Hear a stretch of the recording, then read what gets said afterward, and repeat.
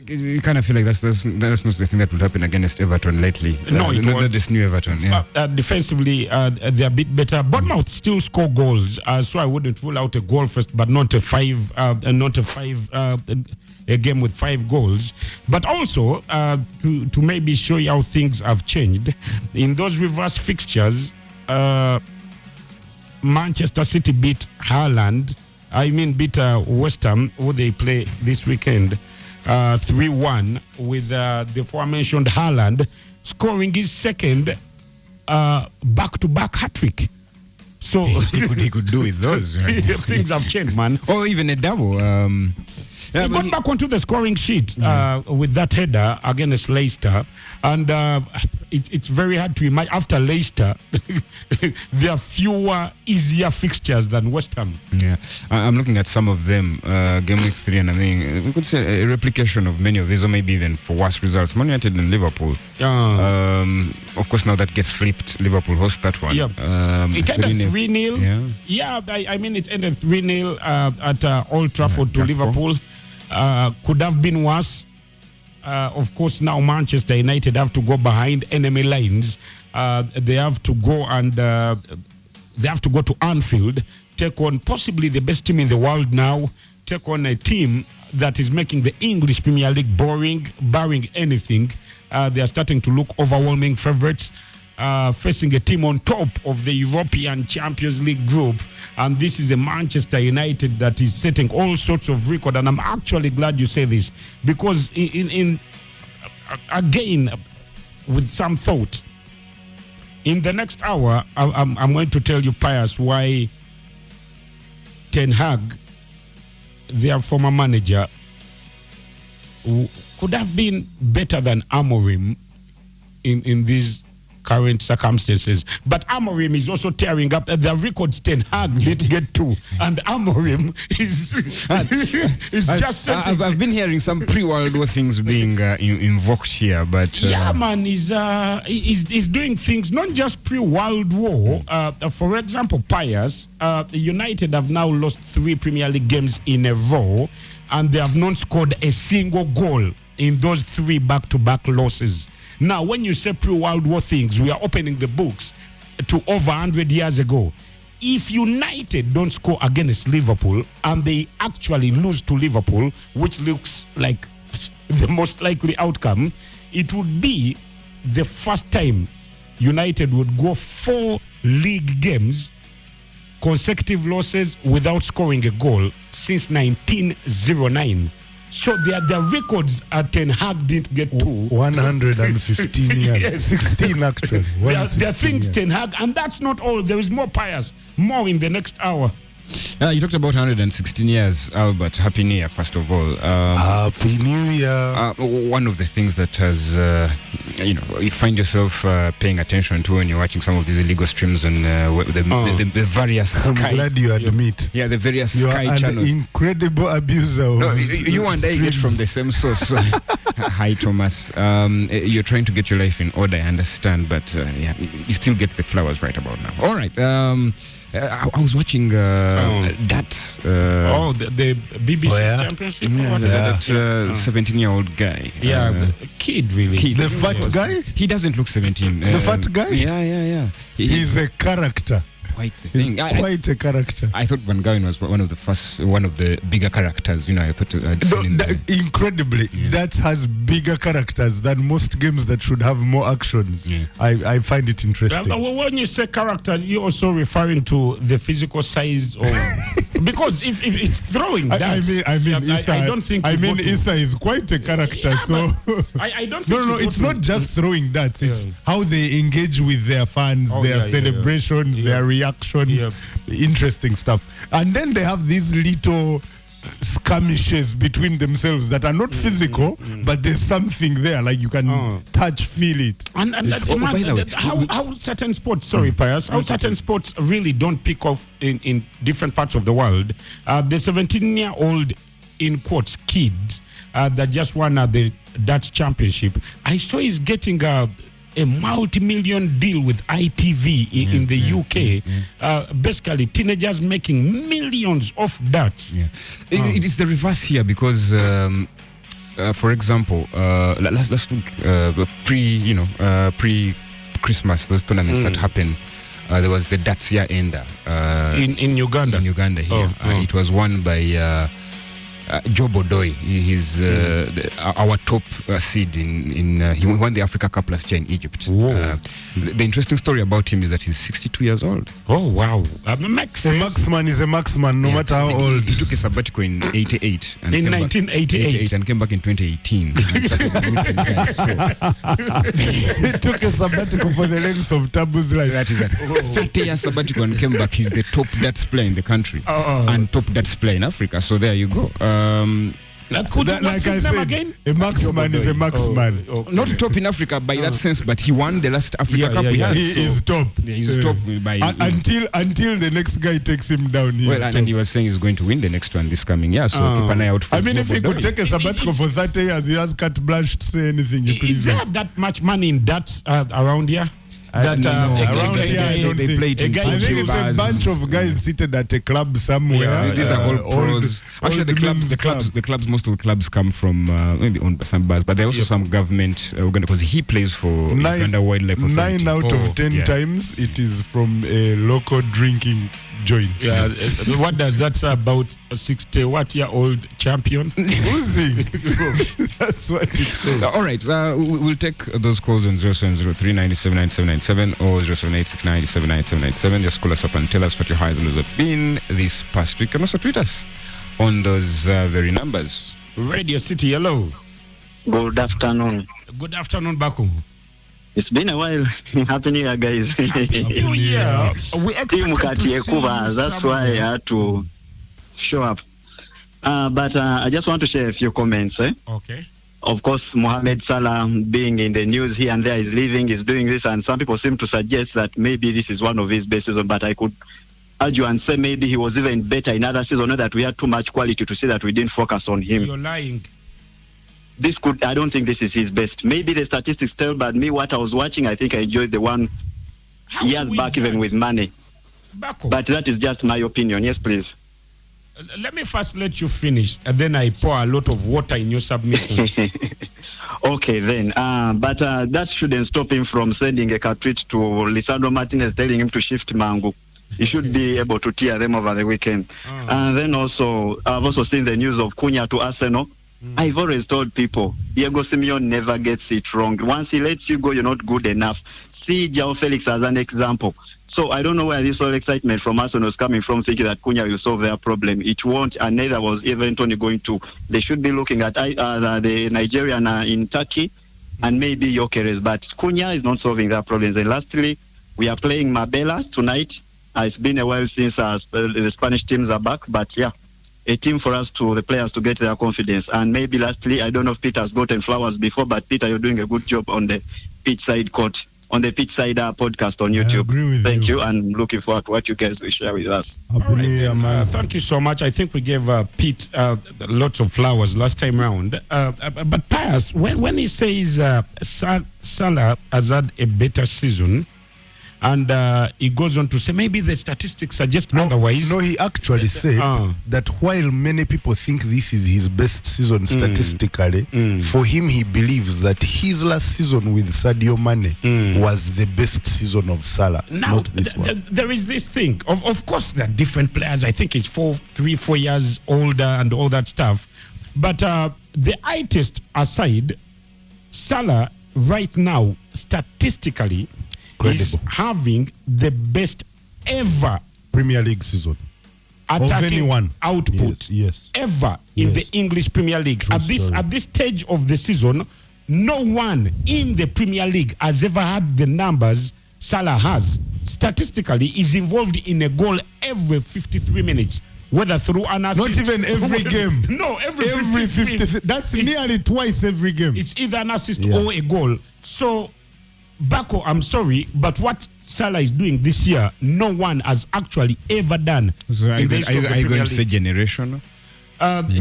In terms of Salah, no, I would have no fear. I think for starters, as an African player, they don't come around. You never get two of those in one generation. And also, secondly, I think if Salah was maybe French or South American, he would have had the Ballon d'Or by now. There you go. More of those calls, 0703979797 or 0786979797. Because tweet us just like Paul Banks has done. But let me get to you, Paul, in a bit. Hello. Yes, good afternoon, Radio City. Good afternoon. You are speaking to Tekiro from PJ. Yes, Tekiro. How is Radio City? Yeah, it's we are still in Christmas mode a bit. That's nice. Yes. That's good to hear. Yes, sir. Where is your friend Isa? Isa, we don't know whether he made it into the new year, but we'll find out. Okay. Yes, sir. That's nice. So this man who has just called disagreeing with the performance of Salah, let me begin from there. Okay. This season, the way Salah is doing his things, if you compare when they were with those of Mo Salah and Sadio Mane, you may think even the statistics he has even right now is much more than when they had with those of Sadio Mane. So for me, even I'm betting as if he might be the player of the season towards the end of the season if he stays fit and continues to do what he's doing right now. So for me, I disagree with him from there, according to my opinion. Okay, thank you, and I agree with you, by the way. Yes, by the way, that is for sure. Then my club, Arsenal, Bukayo Saka is absent. There is this kid now who stepped in. That kid is amazing, Phil. Very, very amazing. Hey, that guy, the statistics, even just on that game of Brentford only, I came to realize that Arteta is making a mistake of not giving that man a chance. Now, where do you want him to play when Saka is around, you man? When Saka is around, it is a bit difficult, but how I wish this man is supposed to alternate these players. You see, even he normally relies much more on Bukayo Saka. That's the reason why even the guy is a little bit tired now. How I wish he was to just alternate them. Not that he is supposed to give him much chance compared to Bukayo Saka, but just a matter of alternating them. Yes, yes. Yeah, for me, that could be my best opinion. But now, this title race, I must tell people openly that the Arsenal is not out of the title race yet. Arsenal is still in. Arsenal is still in. Okay. You remember 1997, 1998 season? Yes. No, we are not. 13 points behind Manchester United. You saw what happened when it was actual Sir Alex Ferguson and the Arsene Wenger, the legendary ones. Yes. So for me, people who are just saying that the title race is a bit over for Arsenal, I bet no. All right. Just sit down and watch what is happening. Okay, thank you. But we hope to hear from you even in the coming weeks, okay? No problem. Phil, I'm a fan of the radio. I even missed the other Saturday, by the way. No problem. It was a bit sad one for me, but I normally enjoy when you and Isa, you begin your conversation. That's why now I enjoy it the most, but I wish he comes back. Okay, then. Thank you. Nice weekend, guys. Okay, you too. All right, we'll take more of those calls, but like I promised, fast to those tweets, and that is from you. Paul Banks, Happy New Year, first of all, to you. You say Happy New Year to the good people, and having you guys around this year, blessings, loving the Arsenal vibe, can only wish we don't lose it. Sad what's happening at United. I feel we need January money. For, I guess, predictions. Oh, okay. How is that related to United? No, just finished. I don't think... the appropriate punctuation. I don't think... I think I actually... But why is he feeling sorry for United? The United game, there is not a lot of money to make off Liverpool versus United if you're a betting person. Of course, I'm going to give you... I will let you know how that game is going to end. But I promise you, the Indian is not stupid. They know what we all know. So the odds of making big money off Manchester United this weekend are close to non-existent. Calls. Hello. Good afternoon. All right, then. I think that one dropped. All right, we'll take some of those calls, 0703-979797 or 0786-979797. Like I said, you can also tweet us at 97FM and tell us exactly, 97FM Radio City, and tell us what your highs and lows have been this past week. Hello. Okay. I don't know what that is about, Pius. Hello. Hello. Yes. Good afternoon. Good afternoon, guys. Yeah, what's up, man? Good. This is Emerson from Arua. Eh? Oh, yes, Emerson in Arua. Man, been long. It's been really long. Man. We thought you had even crossed to a Lego, you man. I think it's about over 3 months. I last listened to you. Welcome back. Today I'm back. Yeah, in the world of sports, man, a lot has happened, and you just talked about that. I've been following that little fat guy closely. Yes. But let's be honest, there's a lot of money in that sport. Man. I think people are not giving it attention, but we rather start looking at it well. It could be something good. But in terms of soccer, I should say for us Man U fans, there's nothing much. We're just waiting to see how the year ends. But I've loved the title race. Yep. However much people think Liverpool has it already, guys, I've watched Arsenal. Those guys can close that gap. Just hold up. They're playing good football. You're a Man U fan, right? I'm a Man U fan, but I've liked what Arsenal is doing. Let me ask you, do you offhead know Man United's position in the Premier League? At the end of the season? No, right now. Right now we are 16, but what can I do? Okay. Where do you think you finish at the end of the season? No, I don't think we are going to finish above 10. Okay. You think bottom 10? Honest, it's already half the season. Okay. I'm sorry, but I also have to ask. And again, I'm sorry. It's fine. Do you think you will get relegated? No, absolutely no. Okay. Absolutely no. Even if right now we drop in the relegation zone, even if number 20, there's no chance we'll get relegated. Okay. But we can't finish above 10. Okay, then. Let's be honest. Okay. Nottingham Forest. Another team doing good work. Nuno seems to have found his ground in Nottingham. But I think they will have Europa League at the end of the season. You think they won't finish top 4? Nottingham Forest? No, they won't. They will get Europa League. Okay. Yes. Otherwise, thanks a lot. And I'm really enjoying the show from this side. Kawan, big up to everyone in Arua. Thanks, man. Okay, cheers, man. All right. They've been getting a lot of entertainment in Arua. I've seen Awilo went there. I don't know. One of... there is... Those bongo, not necessarily bongo, Congolese artists, and seem to be wonderful. Some major ones, actually. Anyway, if you're wondering why there's a play on Little Big Man, look little like 17, but it looks very huge. Doesn't even look like Adonis. But I saw, if you're wondering how incredible his feat is,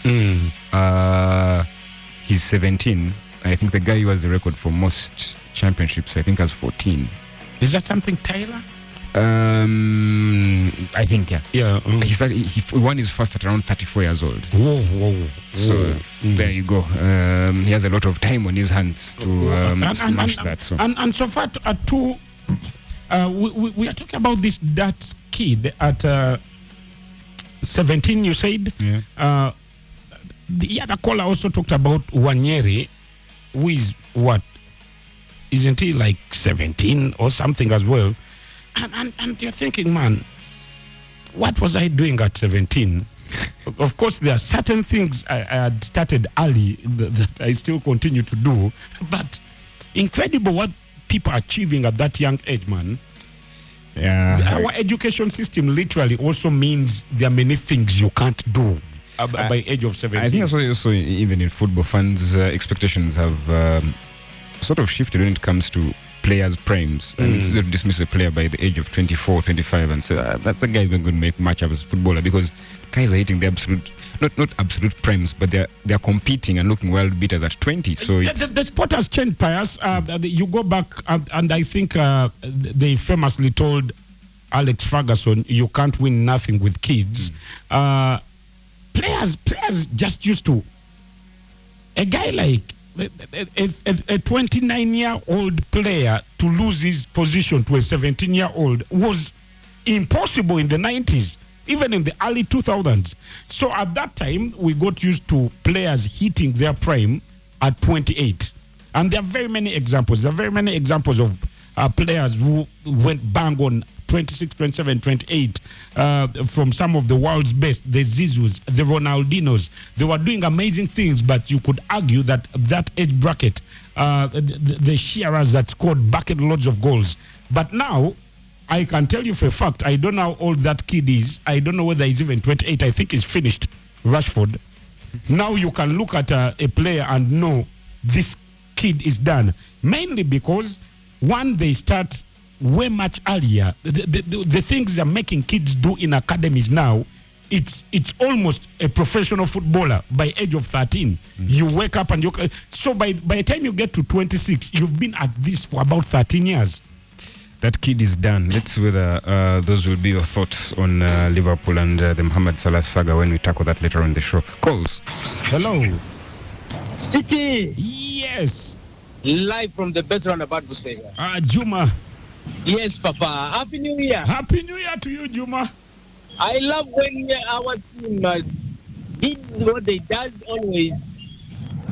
And it's the sad news for my brother's Manchester side. In a history, Manchester United has never ate Christmas when they were on position from 10 and above on the table. Yes, yes. And that is a new history they've already written. Phil, before we went for Christmas, one of my fellow caller sent me from Arua, and he spoke some of what Juma said about Arsenal would have been for conversation maybe when people are gathering about Marua Fort. And I took it so much as offensive to me, but I left it to go with the 2024. I'm fresh. Very good. Just because I said Ateta and Gabriel Jesus, they are deserved Chiboko from me, and I'm still paying in them because now they have improved. Since I mentioned about Chiboko, they have improved a little bit. You still want to give Arteta and Jesus Chiboko, or now? Chiboko, yeah, they are remaining with some 2-2 Chiboko again. Because Gabriel Jesus performed well in December. As Arsenal getting out from Black November, you see in December, Gabriel Jesus tried to run away from Chiboko. And Arteta, his credibility and inconsistent of how to line up his team, he improved a little bit in December. And I love that confidence. And Bukayo Saka, I need replacement, at least maybe assistant to Bukayo Saka's position. Nwaneri is if I more get than a another number replacement. who can play like Bukayo Saka, or maybe at least average towards what Bukayo does, such that once in a while, Bukayo, when he comes back from sick bed, he will be having some rest for some games. He has overworked. And number 9, I need clinicality. I need someone who can does well. And when you remain with the goalkeeper, I can't think about you're going to shoot it over the bar. At least let the keeper save it. It will make sense to me. If you're a striker, if you're number 9, you hit the ball, let keeper save. You never know can result into own goal. But then shooting it over the bar outside netting. Okay. And I would like to wish Arsenal fans to be calm. The gap is 6 points. That means that two games, though the Liverpool side, they still have game in hand. That one we don't count. It's not yet in our budget. Juma. Yeah. Okay, for starters, I want to correct you about something. Then I ask you a question to do with Arsenal and Liverpool. The first thing is you said Man United have never been in bottom 10 by Christmas. Yes. Well, it has happened before. In Alex Ferguson's first season, they were bottom 10 at Christmas. But away from that, as an Arsenal fan who is chasing Liverpool, hunting them down, they play Manchester United tomorrow. Is it safe to assume that number 1, you're going to support Manchester United to beat Liverpool? Nevertheless, from the German side, because I have been mocked several times by Manchester side, I don't bother about taking the trophy immediately right now. I need Mohamed Salah and Kobe Gakpo, Virgil van Dijk to stand firm at his defensive line. Okay. No penetrating. I need Liverpool to hammer Man U again. Okay. I need them to be totally disciplined. Let us go slowly, Juma. So you're an Arsenal fan who wants to reduce the points you're behind Liverpool, but you need Liverpool to first beat Man U properly. Then you will reduce points. Then after, the rest of other clubs can challenge Liverpool. There I will agree with you. Thank you so much, Juma. But remember, 1974, Man U were relegated. Yes. 1974. So if they're not careful, they're going to renew that very history again. You see the year? Happy New Year. Okay, the year is talking about 1974. The goal that relegates Man U was actually scored by one of their biggest legends. The name skips me. One of United's biggest legends. At that point, he was playing for... Dennis Law? Yeah, Dennis Law. Dennis Law actually scored the goal that relegated Man United in 1974. So both Manchester teams were struggling, and it was the Manchester derby that relegated them that year. So, Juma, thank you for opening up the record books. We continue going through them because of the strange things happening in that city. Yeah. There's a 5588, 55688 that failed to get us earlier. We are very keen to hear from you. Please reach us out, call us again, and we'll hear your highs and lows. Hello. Hello. Yes, good afternoon. Yes, good afternoon. Who are we talking to? I'm talking to Yogsman from Chiganda. From where? Chiganda. Oh, from Chiganda. Good to hear from you. I wanted to go ahead with that man of Buseka. Juma. It should stand firm. Because if you are fighting for something, again, you don't say, let me first fight. If I win, I will take. If I didn't win fight, I will not take. Because now he's struggling for trophy against Liverpool and he's supporting Man U again tomorrow. Which means is the man is not serious. No, he's supporting Liverpool tomorrow. He's not supporting Man U. But they could not stop supporting, because if I remember last time, that man again, when Man City was playing again Man U, he was supporting Man U. Yes, so but tomorrow he's supporting Liverpool. He says, let Liverpool first beat Man U, then other teams beat Liverpool. So now also, I need someone to say, like, this guy of this defender, Joel Mante of Liverpool, since James, I've never heard even where the man is. He's currently in the club now. Oh, Matip? Martin Joel. Okay then. Thanks for the show. All right then, thank you as well. And okay then. Happy New Year. All right, let's take this call, I guess. Okay, go. Hello. No, it's I just wanted to the whole Joel Matip situation. Is he still? I think it's a valid question. Where did he go? Has he quit the game totally? Has he? And I will tell you, he did retire from football. That's the last thing I heard. So. Yeah. So if he retired from football, then he's gone. He's doing something. So rest easy. Is not letting them in or scoring them at the back of his own net anywhere. He's retired. Because I think he suffered that when he suffered that ACL injury. I think is when he decided to retire. When his contract was up. His last game is when he suffered that ACL injury for Liverpool. So and I think it was one of 8 years. One of the few players, Matip, that did the whole reversal Africa/European nation representation. Yeah. We've seen, and they tried to hold him hostage over that. Yeah, when he tried to retire from the Cameroonian national team. Yeah, but we've seen players born in Africa do their best to play for European teams. I think Matip was born in Germany, but decided to play for Cameroon. Right. Radio City, hello. Good afternoon. How are you feeling? We are fine. How are you, sir? Finally, we get you. Happy New Year. Happy New Year, man. Do you remember what I told you last time about... About what? About Manchester 90. No, remember? No, please remind us. The time when they signed Euro, I told you that they made a mistake. Then you asked me that, are you drunk, man? Then I told you that, no, I'm not drunk. Then I thought that they are going to finish number. This season, they are going to finish number 12. Then you argue with me. Now, in which position are they now? I think they are 16th and they would do very well to get to 12th. What? I think so far you're right, human. Yeah, so for me, I think they are going to beat Liverpool. They are struggling. You think Man U is going to beat Liverpool? For sure, I'm telling you, they are going to beat Liverpool. But you, man, at some point we are going to have to put some money on these things you just keep saying for. For sure, they are going to win. How can I eat your money? You're saying Man U is going to go to Anfield and beat Liverpool. Exactly. I want to eat your money. How? Me, I have some money I'm willing to put. So I will send you mine. Then I want your money. Oh. You're not going to eat mine, but that's a good start. Please. Then for Arsenal side, I think that is a sure win. Arsenal sure win against Brighton. And then for Chelsea, that's draw.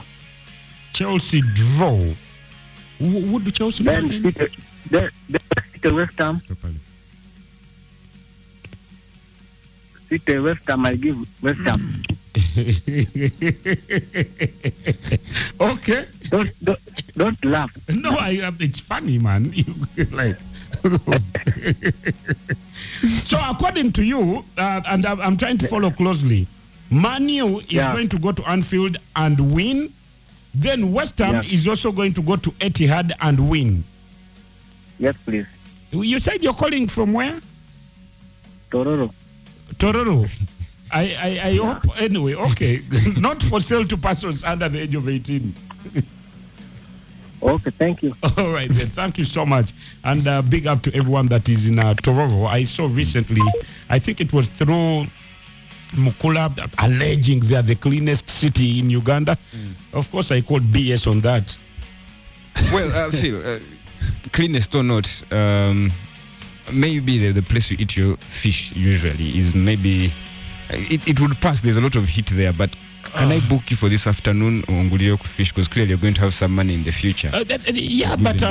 Pius, I think you're referring to Wuma. However, I've changed. No. There's a guy that's what I was going to say. I have a fish guy, those puta guys, who is 2 stone throws away from my house.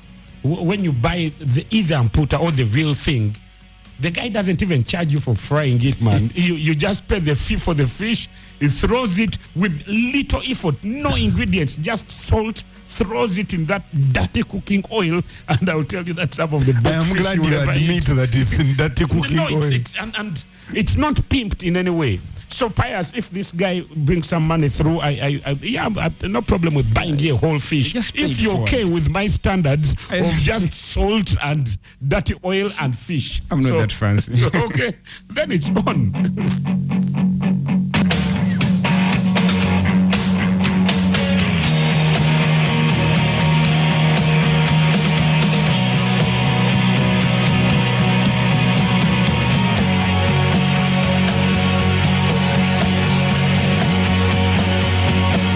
Xtreme Sport right here, just City 97 FM. Back with more of your highs and lows. This is Aibali. Dennis on Twitter says, good afternoon. Phil, explain to me how broke is Barcelona, that their financial situation can't allow them to register players. How did Barca reach this stage? Lastly, any solution to their problems?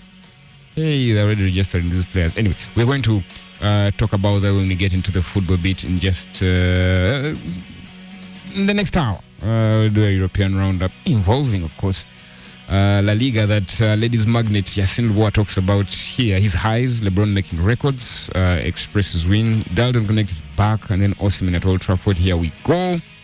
His lows are that Juma guy knows Man United's history, not giving us Arsenal's Champions League trophy history. And he says Vinny Jr.'s tantrums. I'll get back to those in a bit. Odoi Joe says, hi, is Real Madrid winning with 10 men and Bellingham's compactness? In what sense, man? That could mean lots of things. I'm not saying that to be dirty man, by the way. Lows. No. I'm continuing with Odoi Joe's highs. He says Salah deserves top Ballon d'Or ranking for now. I think it'd be hard to wrestle that away from him for now. Hypothetically, of course. Your lows, Rodri defending his Ballon d'Or more than anyone who won the award. Hey, it's his. You gotta defend what is his. Anyway, until he gets back on the pitch, there's no defending that one.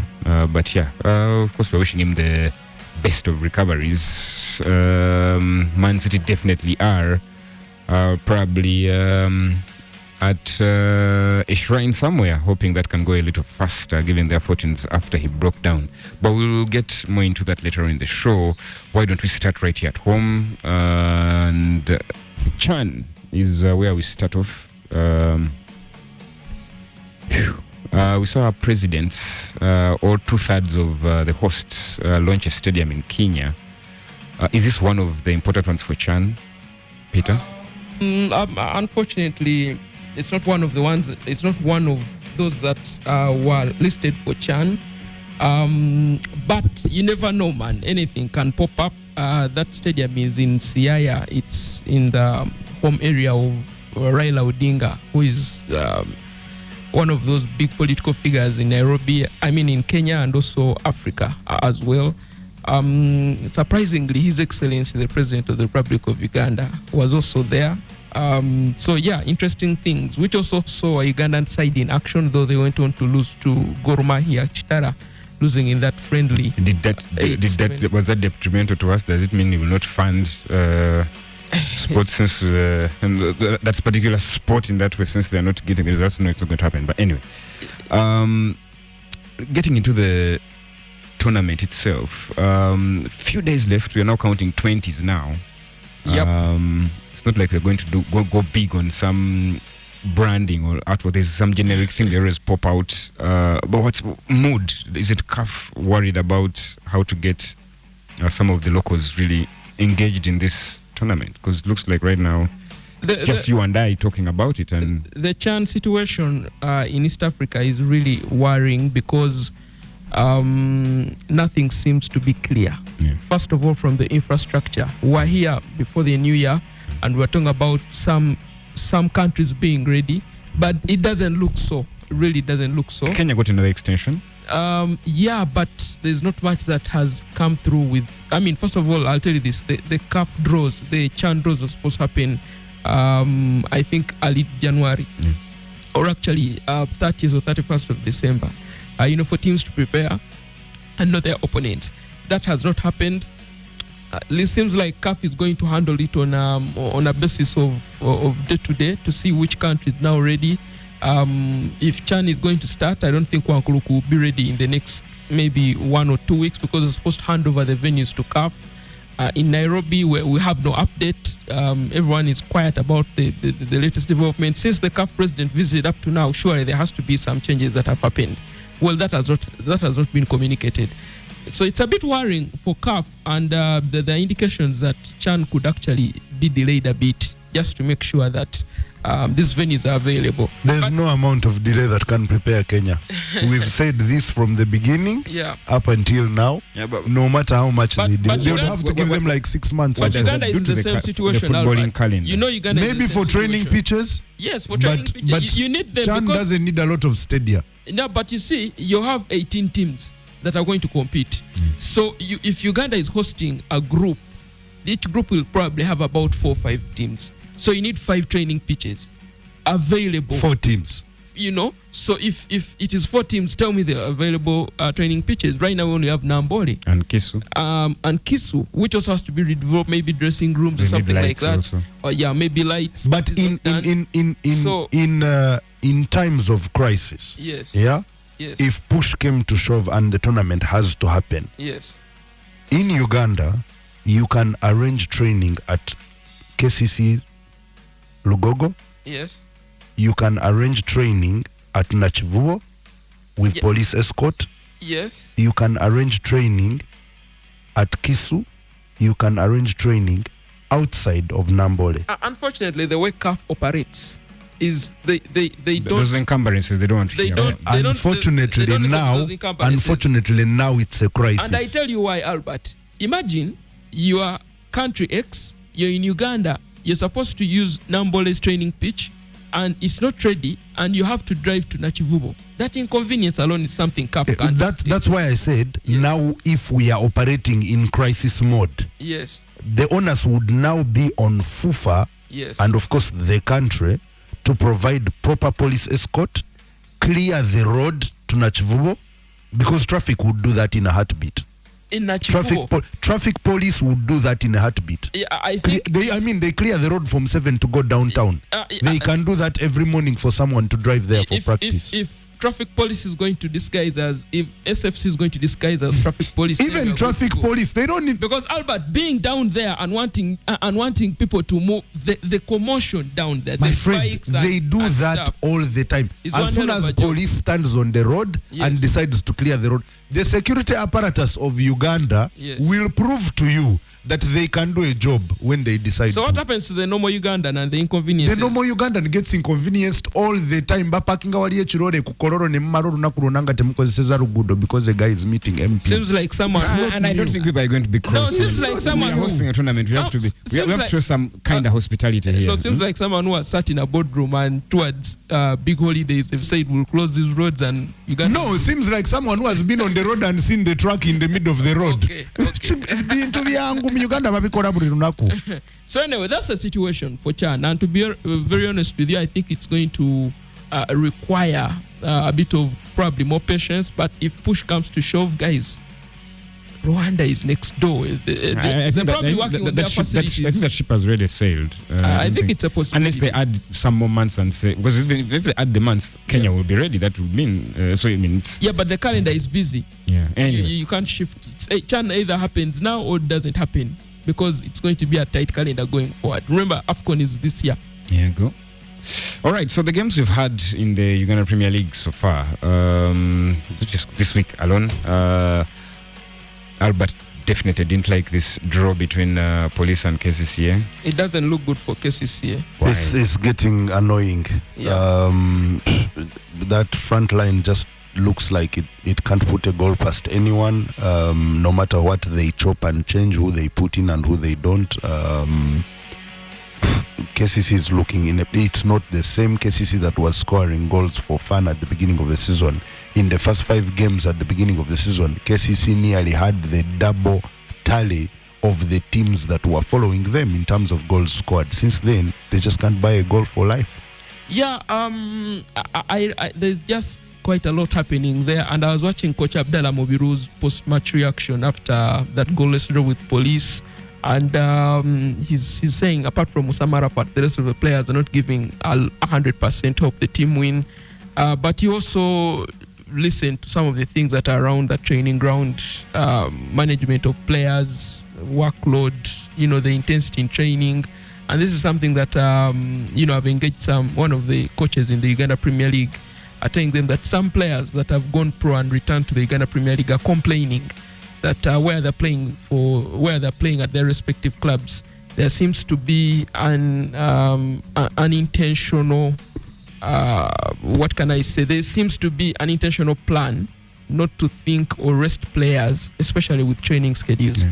Because what happens here is, if you don't really maintain your players with resting them and how to train them to prepare for games, what you have is players getting into games really tired, way too early. And before you know it, as the game progresses, their batteries are down. And what happens is that these coaches are not listening to any of that. They just want as much training given to these players and as much at the highest intensity. And yet you have players who have actually been playing a number of games which vary in intensity. You've got to rest some of those players. Mm-hmm. You've got to ensure that they're on a program that enables their bodies to actually get back. But it's fatigue that comes into play, and also if you combine that with form and injuries, it becomes really hard for KCCA to return to the form that they are in. Right. They were at a few, during the 2024. Yes. So Abdallah Muiru has his work cut out. The people are really starting to talk now. They're not impressed with how the team is performing. They feel like the team is supposed to be on riding high. Not that other teams are doing well, by the way. I think Vipers, Alan Okel is one getting them out of jail. Right. Because I was going to say, people are starting to talk, and I'm saying, have they started a little too late than usual in the usual Abdallah Muiru timeline? Because I felt like this was kind of bound to happen, but I'm not KCA whisperer here. But talking about KCA, I would call them disturbing. Not that I am an engineer, so to say, but when they were showing off, fans testing out this new stand of theirs, no scaffolding and stuff. Yes. Clearly, construction is still going forward. I was thinking, is there some regulator somewhere out there looking at this and thinking that shouldn't be happening, really? But anyway. Uganda, with Uganda, you can first of all, it's not right until someone dies. That's the problem. I feel it's not right because they're trying to push the envelope. They're trying to push it hard because they give people timelines that by December that stand should be ready. And if you look at that stand now, they're making people sit you there. Probably it's on the churn list of venues that are not ready as well. It needs a lot more time to actually get ready. All right. So it's not a good thing for fans to be out there on a construction site. Maybe we do also need a little bit of time to be ready for the other games in the Uganda Premier League. So let's take a very short break. When we return, that plus those fixtures and plenty of basketball and European football. Xtreme Sport Ratio, Destiny 97 FM, back with some more of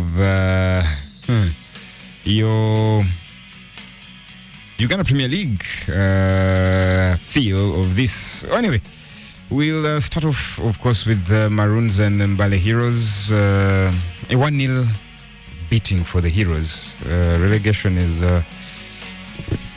they're not helping matters with what is going on in the boardroom. You know that Coach Asaf was suspended, and then they hired an interim coach. They're just really making a mess out of it. Coach Asaf is also doing his best, going around media houses and.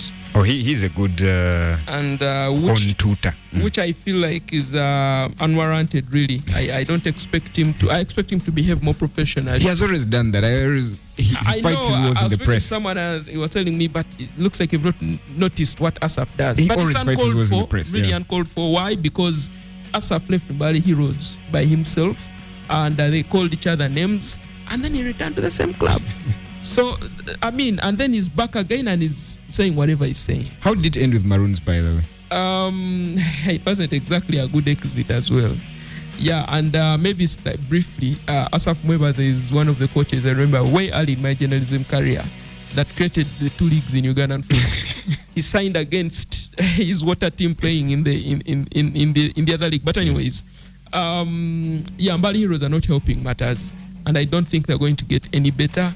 They actually ran an advert in the papers suspending some of their players who they said had gone AWOL. That's how far they're going, with their crazy. It would be interesting if those same players said they were not being paid, but Mbale Heroes spent money to notify them that they are being suspended. Exactly. Anyway, snakes being killed around the camp. Yeah. Express beat Bright Stars 2-1. Express either win or lose. There's no in between, no draws. No, but this time around it's they're about to lose something with FUFA. But this time around it was against Sotulo Bright Stars, who I feel have also really, really been struggling this season. I think we thought maybe they would pick up 2 or 3 more wins before the first round ends. I don't think that is happening. Their next game is, I think, against Lugazi. And they've really thrown out everything. They've really struggled. I think they're waiting for the break to come, reorganize, make a few signings, and see what they can make out of it in the second round. Yeah. So Express, Magogo was talking big in his final address to the footballing nation. No anyone else wanted to care plus his +1. He talked big about match fixing. Why is this coming back to the fore?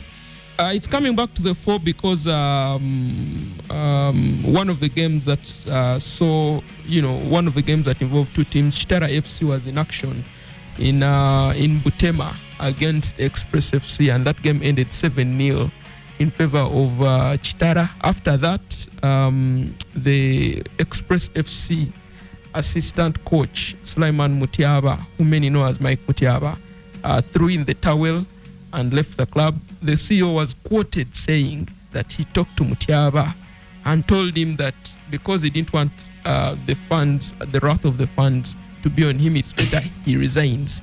Now, the CEO didn't expound more on why he was actually pushing Mutiaba to resign. But anyways, the game has raised a lot of eyebrows. You watch those highlights of Express Chitara, and it doesn't look good for Ugandan football. For whatever reason, how the goals were conceded, how the Express players behaved. What is the allegation then? The allegation is match fixing. From FUFA. Non-Express's part. From FUFA? Yes, from FUFA. Magogo just said we are investigating. So the Uganda Football Association is investigating Express Football Club. No, they are investigating the game. The game. Yes, between Express and Kitara. From the little noises that have been heard, is this coming from the bookmakers, or was this the rival team? No, it must be coming from the bookmakers who infiltrated the teams. I can't say which team because then it means I'm. No, it has to be, guys. Come on. Speaking of, did the Express goalkeeper actually return? Did Kawea return for the game? Yes, he was in goal. What I know, okay. Let's be very honest. People listen because the fans were threatening that he does not return. People listen to the show to get the inside information, the scoop. Yeah. So that game happens, and the Express fans are livid. They say, first of all, the goalkeeper, Emmanuel Kaliwa, should not be goal again because they claim he's one of the people who, I don't want to use Phil's word, but yes, he's one of the people who was in that mix. Compromised. But the head coach, the interim coach, Coach Kadu Badru, insisted and said for him he believes in his goalkeeper, and he named him in goal against Sotlo Bright Stars. And Kaliwa started that game, conceded a goal, but Express won by 2-1. So, in as much as the club is embroiled in this saga, looks like Coach Kadu Badro, who is a very honest and clean man, at least from what I know and the time he's been in Ghana football, looks like for him he's just giving more confidence to the player. Every human being, there's someone who calls you an honest and clean man. There's at least one person. There are a few things. Number one, we are not that kind of show. Yes. I think we are the kind of station, company, and show that will call it what it is. We have two teams. One conceded 7 goals. Very questionable by our resident Peter Tabu here. Yeah. The other scored 7 goals. Surely, if there is an investigation that one of the teams ate, it is the one that conceded 7. So there is an investigation into, they said the game, but Express Football Club. But also, it just so happens that Tabu, their Express win the league and go on the continent. Which year was that? 2020. It so happens that in their most recent successful year, Peter Tabu was working with that club. And by God's grace, is here. Now, Peter, with all honesty, yes, as a person that knows this club inside and out more than the average Joe or Albert or Phil, you think they ate? I can't have a conclusive. Do you think there is a possibility that they ate? Watching that game, Chitara Express, I think there are cases of match fixing. Against who? Express? In my opinion, against Express. Okay. Unfortunately. In short, they ate. No. Allegedly. According to Tabu. Allegedly. Don't send me to a FUFA disciplinary committee after here, sir. To give some evidence. Anyway, elsewhere, no shocks there as Lugazi were beaten by Bull. Yeah, comeback win, I think, for Bull. Yeah. And we've been cheated one derby, you could say. Yeah, we've been here on the show and talked about Chikomeko and his Bull team with the kind of people that players that they brought in and all. So it's been very, very hard for Chitara. I mean, for Bull to actually make amends and do better like how they did last season. So now it's definitely a good victory for them. Start of the year, they can build on that. Maybe they can perform even more better because they are way off the chasing pack, if I'm not mistaken, after that before that victory. All right. Vipers, they had a Chibumba in their game against UPDF, but they're just doing fantastic. They extended their leads. They're just grinding out results. The goals might not be many, but Alan Okello is doing the job. He's on 11 heavy goals lifting now. Yeah, he's the you look at the last 7-8 games and his involvement is 85-90%. And for me, what matters in a league which is a marathon is grind out those results and look at things later. And Alan Okello is doing that. Will they struggle? If Alan Okello is out of the picture, I think they will. That's what they have to work on now. But so far, so good for them if Alan Okello is fit. Phil, Alan Okello is 25 this year. Have we seen his prime already? I think Peter is in a more qualified He's been in and around football since he was 16, so I don't know about prime, but for some people think... His injury record, though... improvement. He is fitter now than he's been in the last 3 years or so. Yeah, after that knee surgery he had when he returned from Algeria. Remember, he was signed injured, and he went under the knife. Then he's not had any issues since then. All right, but he is also not to say that he's entirely heavy lifting. He has the very able help of Milton Carissa, because Milton Carissa is having an otherworldly season outside of Alan Okello. All right. So Nick can cut into that lead Vipers have, but they have a slippery assignment against Barra City. Yeah, I think for Nick, the last year 2024 was fairly good for them. They are they're just there, top 2, top 3. Trying to, fight for that top position spot with Vipers. They drop, they win. Vipers does the same thing. But that has also got into their minds. They feel like they are title contenders, which I don't think they are. And the people around the club and, the players sort of have created that image that the team is not supposed to lose, supposed to win all games. And for me, if that is a distraction button, if I could say, you've got to keep calm and keep your feet on the ground, take it game by game, especially in this kind of league where it's really, really competitive. So I feel like at the end of the day, they really need to calm down off the pitch and leave the coaching team led by Hussein Balango to do their job, and the players. The good thing is that they have a deep squad and a deep quality squad. Question is if they can consistently use them very well. All right, let's talk about consistency. Absolutely evaded Villa, but maybe consider consistently inconsistent. Your air sort of picked up lately, but they find themselves with a very big opportunity to actually leapfrog KCCA even, depending on how many goals they can score in their game against Villa. Actually, leapfrog Express too, who have kind of inched up, but maybe we should investigate Express's rise in the table. Let me not be that cynical. But anyway, you're Villa should not be a problem, but they can be. No, it's going to be an interesting game. Why? Because for Sports Club Villa, for the better part of last year, they were just throwing away results. There are games you expected them to win, but because they are switching off in the second half and all they were, dropping points here and there. That is something they need to improve on. As defending champions, I feel, need to do better this year. Now for URA, they've, I feel like, turned the corner. There are games they've been winning, and Alex Sabide, you can see, he's tried to, help his boys do well. Ivan Ahimbisiwe is, like he calls himself, the killer, I think, has been on fire. He's I think scored 9 goals in as many games, and he's the one guy that URA will be counting on without a doubt in today's fixture. So should be interesting. Villa, their work is cut out. Just win those games. You can't be a defending champion and you're not consistent with how you perform. So that's the one thing that they need to show so far in 2025. All right. So that's the league games for you. In case you're wondering about the times, the early one is Villa URA, then under some floodlights there, Nek and Barara. First of all, before we leave the football scene, a word for the under-17s.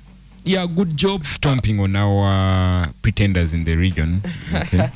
Tanzania, they beat Tanzania, comeback win 1-2 goals to 1. Yeah. And this is what it means for Uganda. The under-17 Cubs are going to play at the under-17 AFCON. But also, they will need to reach the quarterfinals to qualify for the under-17 World Cup, which will have 48 countries participating in that one. So, Coach Brian Senyondo, who was an assistant when they failed to qualify to the Nations Cup, I think last year or the year before. Yeah, before we even cheated the World Cup appearance in 2021. Yes, has now been the head coach and has guided the team to AFCON. So he's definitely going to be the man to try and take them forward. I've done an exclusive interview with Brian Senyondo on pitch side, and people should watch out for it because he talks about how he's managed to help his team, the Cubs, win, and his target, which is being at the World Cup. So yeah, look out for pitch side on YouTube. All right, pitch side on YouTube. If you have one around court, say netball, would you call it court side? I would think about it, but it shouldn't be coming from you, Pius. But this is a good time. This is a good time to side, yeah. netball. To admit his love for netball. Yeah, netball in a good position now. They always have been. On paper, now that we are readmitted to netball. World netball. It's crazy. There's a structure in place. There's a consistent rotation between 3 coaches on the national team. Now I saw Mubiru is back. After having been sidelined a little while ago. So it's between Mubiru, the old man Mugerwa, and the guy who took them to the first 5. I keep forgetting his name. It's a rotation between those 3 coaches. Nick, Netball, and Prisons. Yeah. No, Nick, Prisons, and UCU. Yes, because the guy who took them to the first 5 and the African Championship and lost to South Africa is a UCU coach. He's bringing Nick. I don't know. No. He's bringing Nason, the volleyball coach. Oh, Nason. Who has now stepped a bit away from volleyball. He's a headmaster of a secondary school. All right. As saying that taking over Uganda. Yeah. Madame Uchanda, she's ringing the changes. I think that family now says she's in charge of the federation after taking over from the emergency management committee. That was this in this? If I'm on the outside looking in, I'm thinking you've been there for 30 years. Are you part of the problem? It's difficult to say otherwise from what you say because she's been part of the establishment, but also you have got to realize that it's a small, netball is a small fraternity, and it's always going to be difficult to pick from further away. She's been the manager of the most dominant club for so many years, so that says that she's always going to be in on. Yes, she has the credentials, but also she's going to be in on the list of the top few people in the game of netball. But also, people always say, for as long as you are not the one in charge, you can't take political responsibility. So the Sarah Chitio's husband, Mr. Antale, and that group takes political responsibility for the problems of the last federation. Now, Uchanda, in her right, has a right to say that she's now new energy coming into the federation at this time. We are left to now then see if she does things differently from the Bavarians and what then is in it for netball going forward. For me, the most exciting thing is that we are back into the international competitions, which these players had missed for a year and some, almost 2 years. Now we are going to play Vitality in February. The constant competition against these top teams, aligned with the fact that our players are now getting opportunities to go to the big leagues around the world and play there, can only mean one thing to the top for Uganda. All right. In the meantime, the aforementioned Bavidie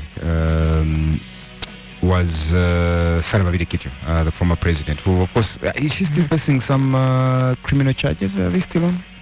The case is still pending. All right.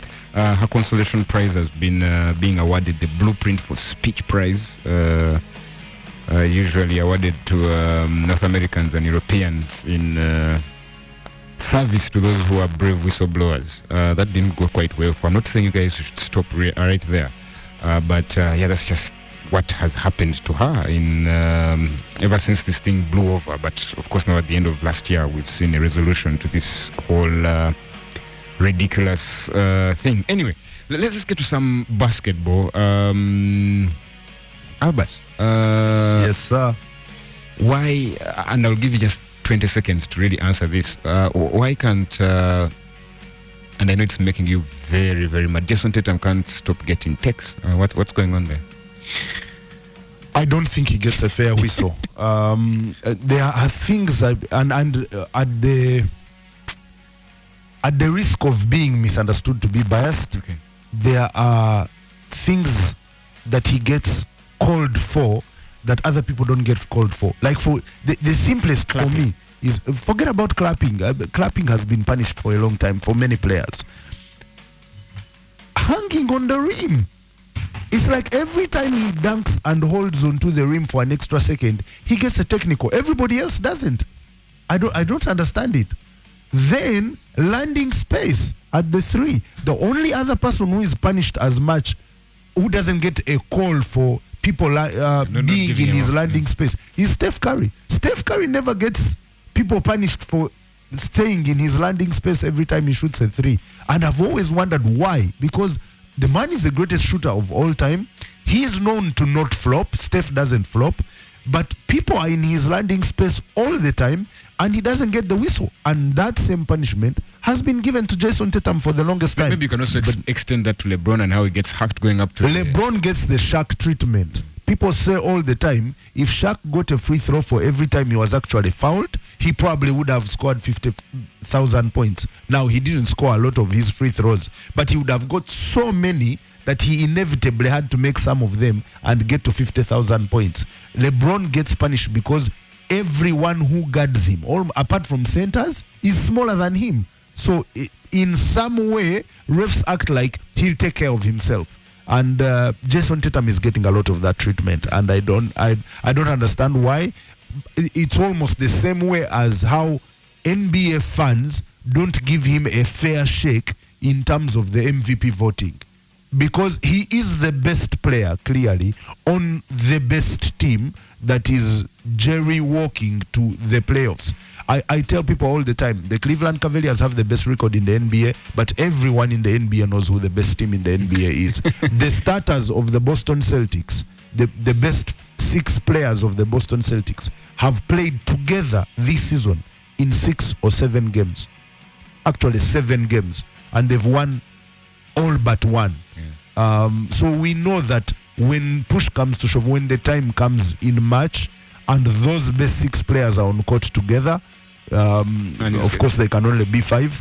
The Boston Celtics will still be the best team in the NBA. And they are going to take a lot of catching the Cavs, 4.5 games ahead of. Yeah. The Celtics are 4.5 games behind. Really. The Cavs are doing what Atlanta Hawks did in 2008 and 9 when they had Al Horford. They were the best team in the regular season. They lost 4-1 in the playoffs. Comparable, of course, to the Thunder in the West, who have gone at 17 now.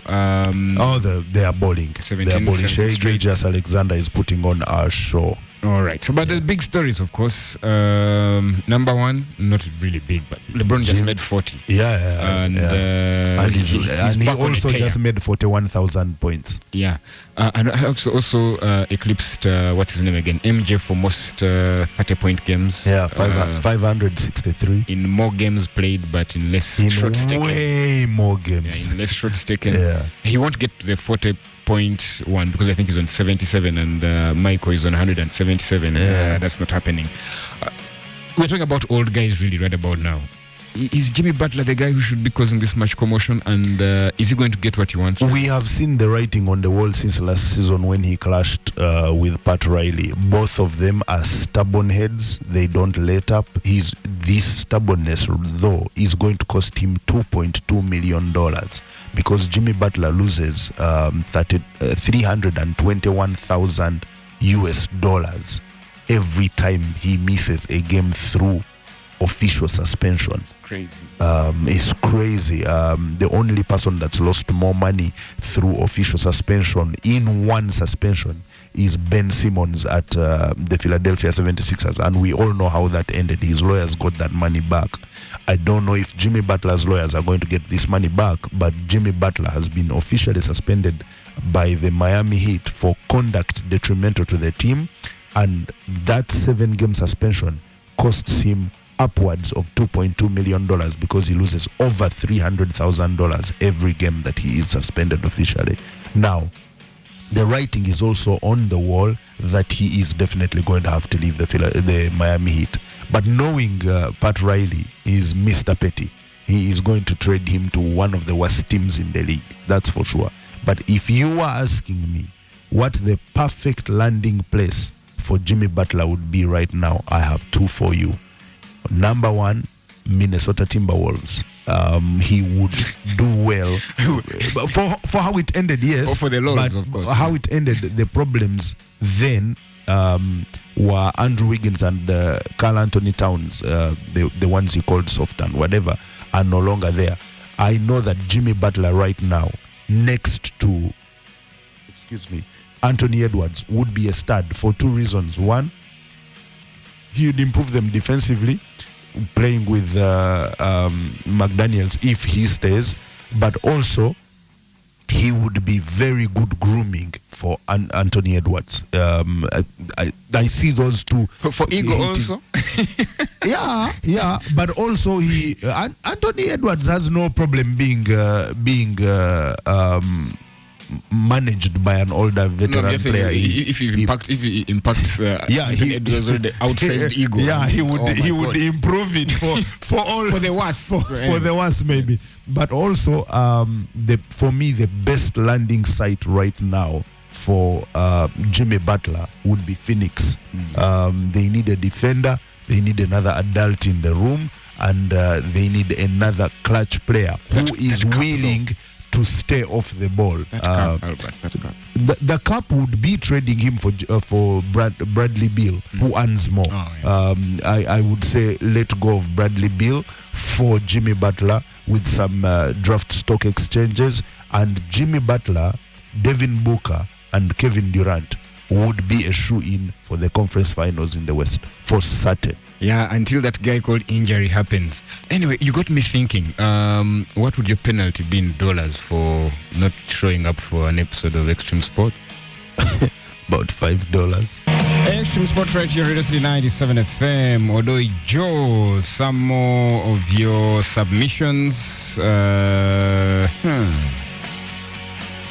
You say Real Madrid winning with 10 men. Okay, I will get this. The field. So what's happening to Chelsea? You say, what's up with Chelsea and its drop of points? Shall Abramovich return? Why is politics disturbing the beautiful sport? I think that's on a pause for now.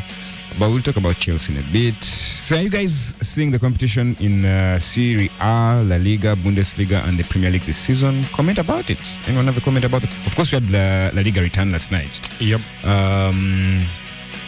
Madrid, very dramatic game. Yeah. Valencia hit the post. Beautiful. I saw Bellingham hold his head after Kamavinga was bamboozled on the byline. The guy turns in and shoots with his left, hits the net. I think the 93rd minute, could have been 2-2. But yeah. Formation that Bellingham also misses a penalty in that one. When it's 1-0, hits the upright, the right upright, if you're the penalty taker. I think shortly after Mbappe does what he does, be offside and score and have that chalked off. The red card itself, I thought when a player reacts like that, you have to send him off. You have to look at his act unfortunately, as an individual act, but it's a provoked act, I must say. The goalkeeper reaches out to Vinny, and I think the goalkeeper should have been penalized as well. But at the end of the day, yeah, they get the job done in the hard way. Really. Yeah. They became the first team, by the way, to reach 5,000 points in La Liga history. Quite a feat. You're wondering who has the most points in Premier League history? Of course, that's a bit truncated because Premier League began just yesterday as we know it. Phil, you want to take a guess? Most points? That would have to be, oh God. When you think about it, first guess would be United. That would be my guess. Oh yeah, of course, still United. Yep. 2,500 and something the last time I checked. Arsenal were around 200 behind, so it's quite. Wouldn't Arsenal be number 2? Yeah. Yeah, then just less than 200 also. Liverpool. How far is Aston Villa? Aston Villa, I think the last time I saw them were just above 10th place around there. Okay. They've been consistent in the league. Yeah. Early 2000s, late 90s, they were doing really well. Of course, climaxed with what's his name, David O'Leary, taking them to the European Champions League semi-final where they lose to, I think, Rafael Benitez's Valencia. And so I would, because of that consistency, I would imagine they've accumulated over the last, 30 how many years, a good number of points. The closest competition, I think, is between Liverpool and Chelsea in the top 5 at the moment. They are separated by around 17 points. Increasing by the day. Yeah. So there you go. Of course, you're wondering what the table is like in La Liga ahead of those games. Madrid on 43, Atletico, the other side from the capital, 41 points. Barcelona on 38. You can take it dust down the list there with the Bilbao's on. So, but Valencia, of course, troubled times for them. Relegation is looking like a real possibility for them this season. So keep an eye out for them. Got things as well at Barca with Dani Olmo. Of course, the Barcelona. What did they pull this time around? They've not yet pulled one. I think they've signed him up. I think they've registered him. Oh, they've managed to register him? Yeah. Wow. How have they done that? I saw Simeone in his press conference yesterday saying that they should, every club should be treated similarly. Okay, one of the things I know is they've tried to improve their financial situation by selling out their VIP boxes for the next 20 years. So you can pay for the Barcelona VIP box in 43 right now or something of that sort. But that would be incredible. So what I understand, it might not be basically maybe not confirmed, but Barca seem to have satisfied the paperwork. Apparently, that was submitted maybe 2 days before this whole thing became started even blowing up even more. But I guess it's just down to what levels they're going to put. And the problem is they literally have no option. Something about their directors' boxes being... They are selling those for the next 20 years. But also, they really have no option because in the contract with Dani Olmo at Barca is that even though he was to leave on a free now because they would have failed to register him, Barca would still have to pay the full transfer fee to Leipzig, and they would also have to pay the full wages to Dani Olmo, like as if he has finished all the years he signed for. So they really have no option. They must find, and I don't know whether those directors' boxes, anyway, it's something we'll continue to keep an eye on. You can always inflate them or sell them to some, what they call... But they've done that. The problem, football tourists. The problem is they've already sold everything for the present and the future as well. The directors' boxes are the last thing they've not sold, Pius. Yeah. Maybe a change of... that's not happening anytime soon with ownership. Anyway, so into the football, the early kickoff, call it early. That is 3:30. Spurs and Newcastle have not had one of those in a while. So we're holding up a mirror to game week 3. But you're also holding up a mirror to the league. 19 games in, half of it is gone. You're entering the second half. So Bournemouth Everton, another of those 6 p.m.s alongside Aston Villa Leicester City, Crystal Palace Chelsea, Southampton Brentford, as well as Man City West Ham. The late kickoff is Brighton Arsenal. Then you have Fulham Ipswich on Sunday, as well as the big one, Liverpool Manchester United. Then Monday is Wolves Nottingham Forest. I would like to lead that one with you, Phil, but we can't not talk about the number 2 team or number 3 team. Before even getting to the number 2 or 3, whichever you decide to pick of the two, you mentioned Ipswich Fulham, the Sunday game. It's another one in the English history books, Ipswich versus Fulham. When those two Fulham teams met, when those two met on in December 1963 on Boxing Day, that Ipswich Fulham game, that was the last time ever that a team scored 10 goals in English top flight football, with I think Fulham thumping up on Ipswich 10-1. So that has not happened since 1963 Boxing Day. There is a wonderful opportunity at Anfield this weekend. But what is the most over 4.5? What is the most memorable 10-goal game you remember? I think 5-5 West Brom and United. I've never seen a 5-all draw apart from that. Must it be a Premier League game? No, I just remember the 8-2. SC Villa versus Idudi. The 20-something? Okay. There's also SC Villa versus Akol FC. And you wonder why we have corruption in our country. The 8-2 was amazing. And of course, it's a game that Arsenal fans up to now hate to remember. However, a 5-all draw, I've not seen that. How do you get off? Well, at that point, we'd seen a 4-4. So I guess we were just waiting for one more. So anyway, Spurs Newcastle. Newcastle have suddenly found form. Yeah, Newcastle have suddenly found form. We can easily place it because Tonali has been playing football back. And Isak has been looking good. Yeah. Isak is fit. They've won, I think, now 5 in a row in all competitions. Newcastle 4 in the league. I think it's still a bit deceptive. I think we are overstating how good Newcastle are. If you look at their 4 wins, the most recent in the league, of course, there's a credible one. They beat up on Aston Villa 3-0.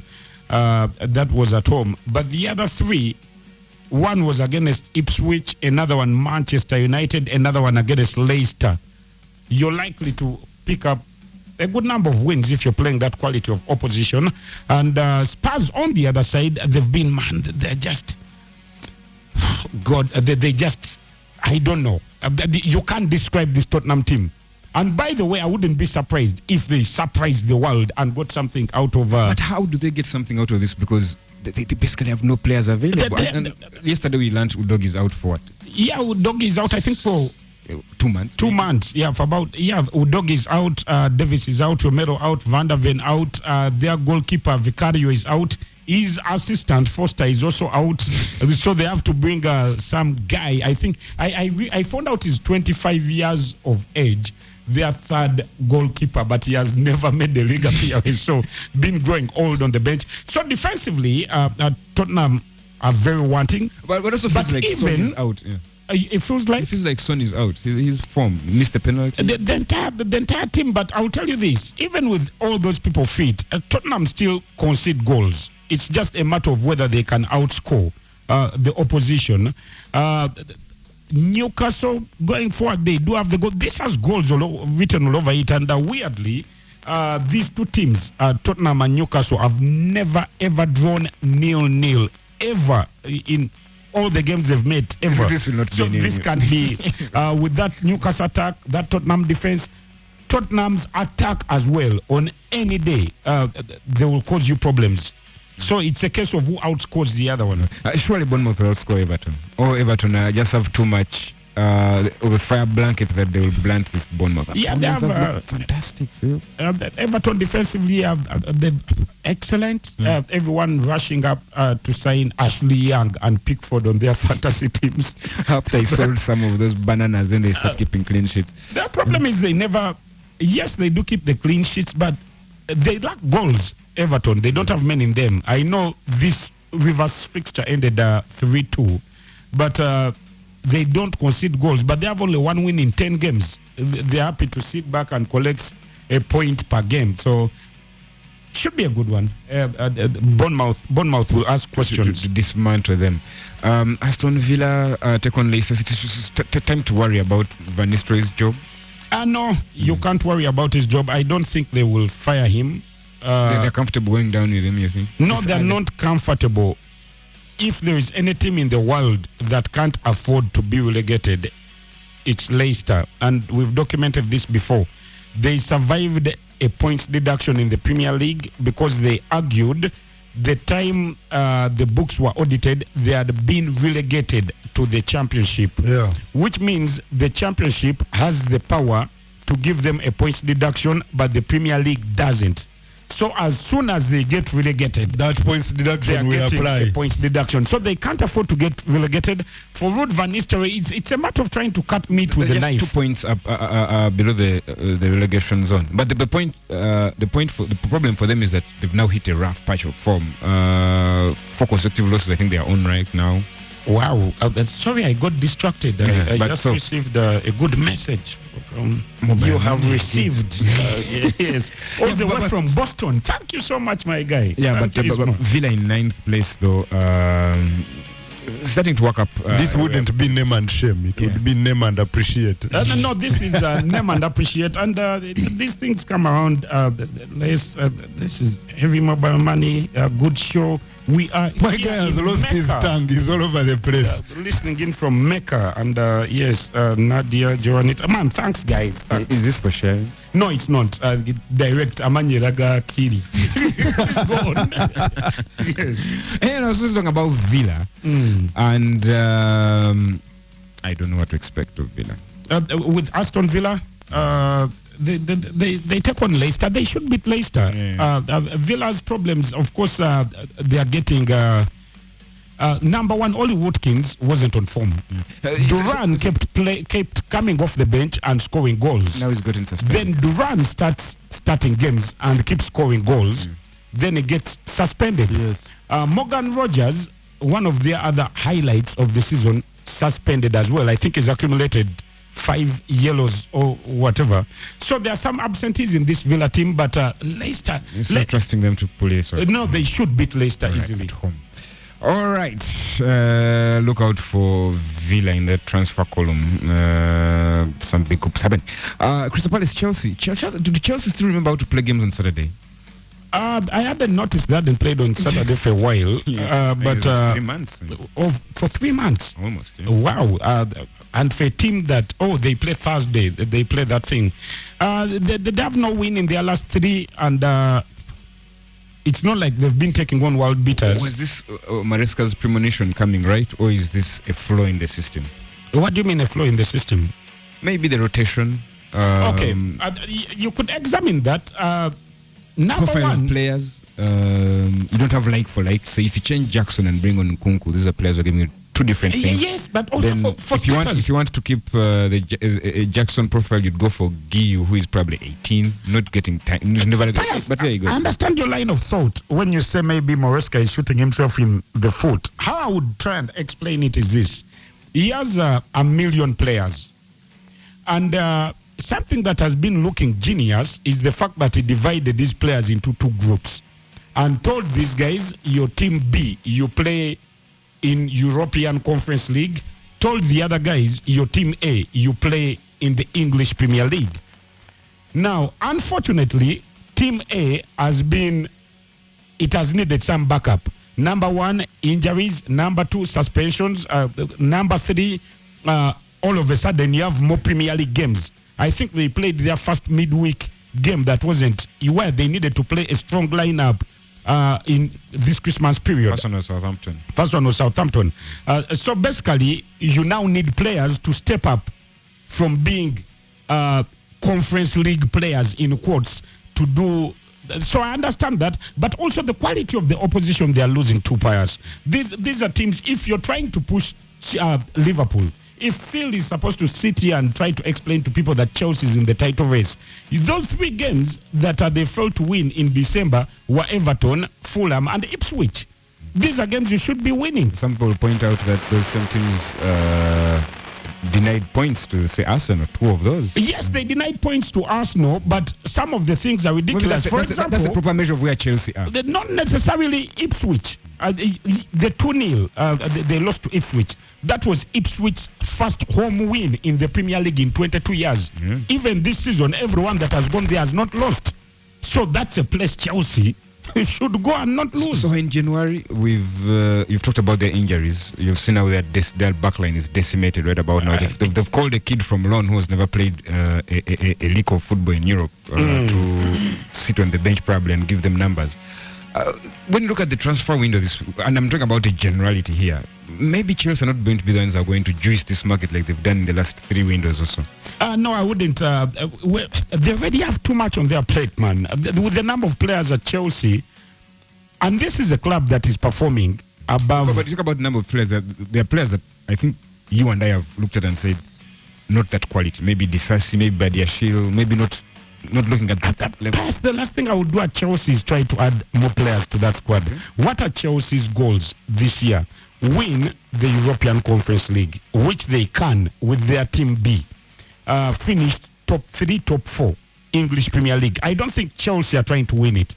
I wouldn't add players at this point. It's already too much. So do you expect the market to be a big one? Because we have to have like a coming from a manager who chased half the team away at the beginning of the season, he wouldn't need more. We have a Man City that are need of reinforcement. Maybe Manchester United that they're not really spenders. I don't expect them to. The Man United need an overhaul. They've been saving pennies to buy. I don't know. Manchester United were very close to falling victim of financial fair play before the start of this season. That sale of Mason Greenwood saved a lot of things. I've seen them talk a lot about this wonder kid at Sporting Lisbon. I think he scored 2 again last night. Jokeres. I can guarantee you now they cannot sign him in January. If they sign him now, next season they're getting points deductions. So they can't. So Man United need to sell. But Jokeres, you're talking about 100 million. Man United don't have talent to sell for 100 million. I had someone refuse to pay 25 for Rashford. So I don't expect United they to would have to sell about 10 players for them to get that. Even that is a lot. I don't expect them to be very busy. For Manchester City, though, they've literally been playing their way to January. They've been trying to survive until the January window. The window is now open. I expect them to start buying some players to help them, bring in a defender, maybe bring in a midfielder. I think Man City will be busy, but elsewhere, of course, Arsenal, I think Arteta finally has realized that you know what you actually need.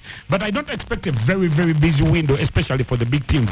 This financial thing is a real thing. Now that Manchester City does take on West Ham, the aforementioned Chelsea will play Crystal Palace, whose Glasner has said they know exactly what Chelsea are all about. One of the criticisms that Enzo Maresca had at the start, at least was those who were talking about his profile before he came to the Premier League, was that he gets found out and gets stubborn about his ways. Let's see whether there will be any change there. But Glasner says we know exactly what they're going to bring. So, for Man City, we talked about this earlier, but they're taking on they take on West Ham. West Ham at 6s and 7s. Yeah, literally goals. They are considering them in huge numbers, really. I think Liverpool put 5 past them in their most recent game. West Ham had no shot on target in that one. Why should West Ham be worried about this Man City that everyone could touch and, you know... Because Man City are back, they're on a 1-game winning streak, which West Ham is not. But West Ham have also lost Bowen. I think he's out for 6 weeks. Something of that sort. 2 months. Yeah, and City are getting hope. You don't want to be West Ham when City are in a similar position as compared to you. But when they look up the table, like I said, you look at Nottingham Forest and you feel this is a bit plastic.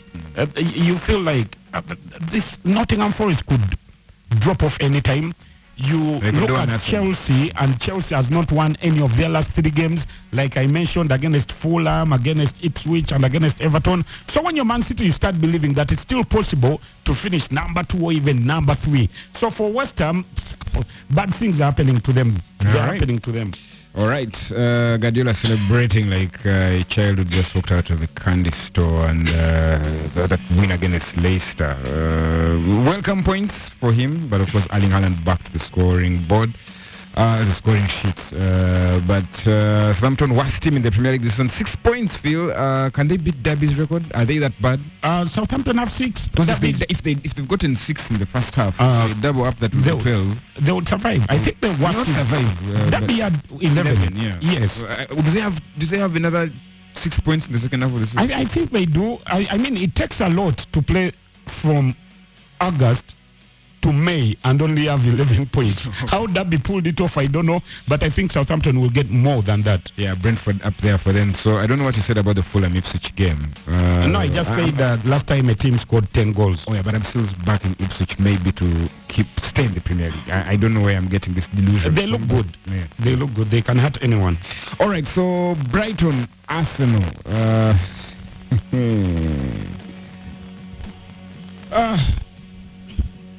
Cometh 1-1. They rested Rice. Come and do revenge in this one. I almost got mixed up and realized Jesus' resurrection was Easter, not Christmas. Yeah, and what happens on Christmas? Birth. That's a birth. Okay, yeah, so Jesus, Jesus reborn, is on fire. 6 goals in 4 games. A lot of talk about Wanyeri in the first hour of this show. I must confess I was also impressed with him. Brighton on the other side are not the Brighton that drew with Arsenal 1-1. I actually think in that game Arsenal were going to beat Brighton until Declan Rice got sent off in what became a series of players kicking the ball and getting sent off. But what makes this game interesting is that Timber suspension. Yeah. Arsenal's current right back. You imagine they are going to play Thomas Partey at right back.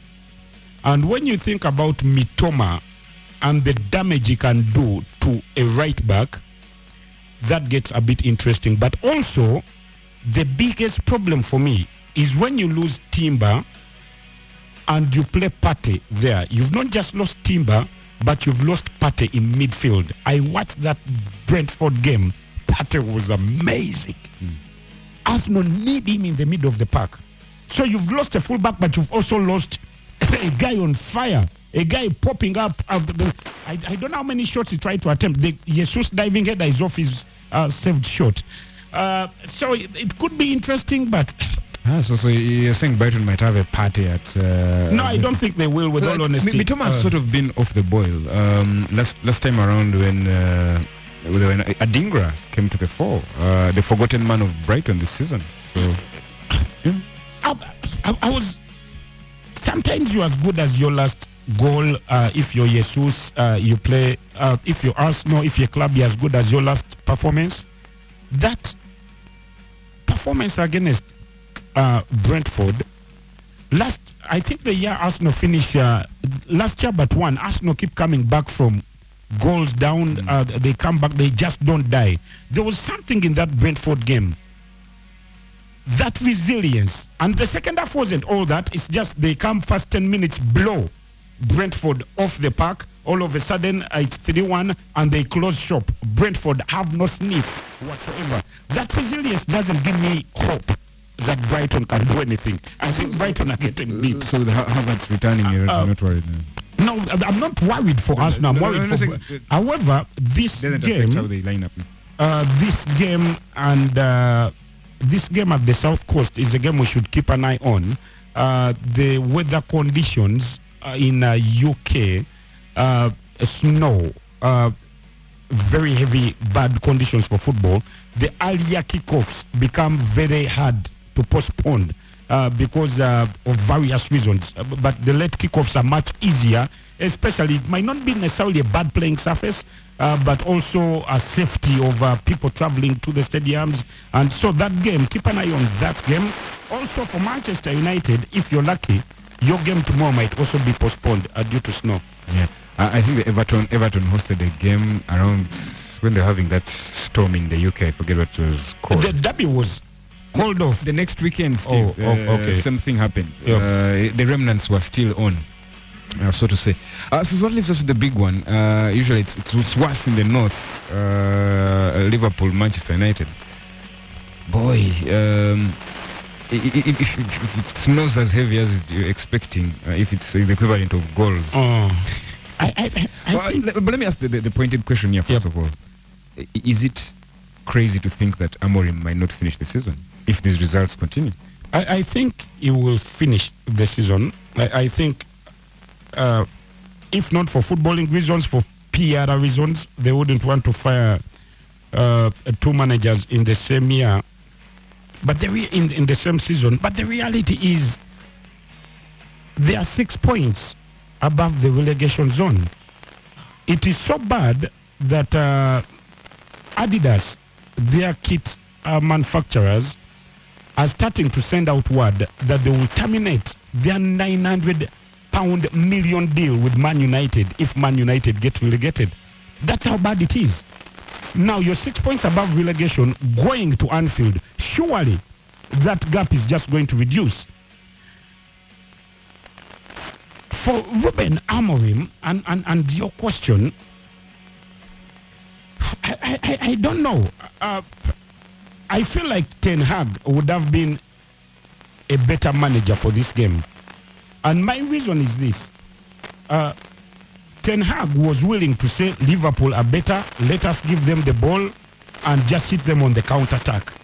Amorim will stay committed to his principles that almost got him 5-0 down in 20 minutes against Newcastle. They can't play out. He has this system that he wants to play. It's like he has permission to lose as many games as he wants, as long as he continues to try his system. Now, he has defenders. You're looking at Mazraoui in a back three, and it just doesn't fit. You're looking at Ahmad at fullback. You're requesting him. I think Kid is a very good winger going forward, but the things you're requesting him to do this weekend may be against a player like Mo Salah. You can't come with that system, and that's why I think Ten Hag would have been a better fit. He would have let Liverpool have 90% of the ball and hoof it forward to the wingers and try. But if Man United insist on, even in this game, playing a system that players are unfamiliar with and also not suited for, things are going to get very bad, ugly, very ugly. We are halfway through the season, and look at their opposition, Liverpool. Like I said, best team in the world right now, in my opinion. Liverpool are 23 points ahead of Manchester United, and today is 3rd January. It feels like little. With a game in hand, even. I don't know. I think the only way that those two are mentioned in the same conversation is that they are playing against each other. That's about it. And I'm glad you raised Amorim, because 6 losses in his 11 games. 6. That is, even Ten Hag didn't do some of these things. Now, in December alone, Man United lost 6 games. In December alone. That is the most they have ever lost in a calendar month since September 1930. Of their records, the socials, the likes of David Moyes never got to, and Ruben Amorim is getting to them. So to answer, it's a long answer. I don't think he will get fired this season. However, we are starting to see similarities. Rashford / Sancho / Ronaldo, things that have happened before are starting to come back. All right, you can't say the same thing with Liverpool. For Liverpool, the parallels are different. Their players are being tapped up. They did those things, not really tapped up. Someone is trying to get into their DMs. Same way they did these things with Van Dijk, the way they tried to. Yeah. What to make of these approaches for? Okay, number one. Trent. I think Trent. Are we resigned to him leaving? I think Trent leaves. I think Van Dijk stays. Salah is continuing. Every chance he gets is blackmailing the club. Yeah. He is saying a lot of stuff in the press. And I watched that interview with Sky yesterday when he says, as if it's a mistake, it could my last season at. He's trying to force the club to give him a 3-year contract. And there could never have been a more perfect way of putting it clearly on the pitch. I think the club is willing to give him 2 years. If he really loves the club, all he has to say is, you know what? How old is Salah? Does any of you guys... 33, I think. All he has to do is say, okay, I will take 2 years. Or you give me the 3 years with a wage cut.